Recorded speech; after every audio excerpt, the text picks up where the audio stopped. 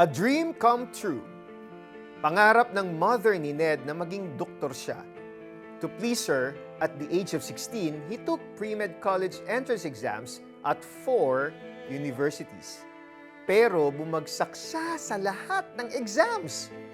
Though disappointed, Ned's mother still supported him by letting him pursue his real interest at that time, which is mass communication. Years passed, pero hindi nawala sa isip ni Ned ang maging doktor. 37 years later, when he was already 53, he took another exam, this time to become a doctor of a different kind. He took the most difficult test, the PhD comprehensive exam at the top state university in the country. For the first time in all his qualifying exams, he did very well and passed. Ned finally fulfilled his mother's dream of having a doctor's son, not as the doctor she once hoped for, but as the doctor he has chosen to become, a doctor of philosophy. Sabi sa Proverbs 16:9, a man's mind plans his way as he journeys through life, but the Lord directs his steps and establishes them. Maaaring may mga pangarap ang parents natin for us na hindi naman natin gusto o baka gusto rin natin pero not exactly.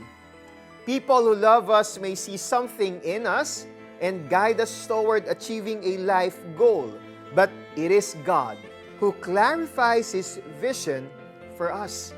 Siya rin ang gagawa ng paraan para matupad ang layunin niya sa atin. For some, it may take a short time. But for others, kagaya ni Ned, the realization of the dream happened after 37 years. Will you trust God to direct you toward the realization of His dream for you, no matter how long it takes? Let us pray. Lord, thank you for your big plans for me. Make me understand your will for my life and obey you all throughout my life. Because your plans are always the best. In Jesus' name, amen.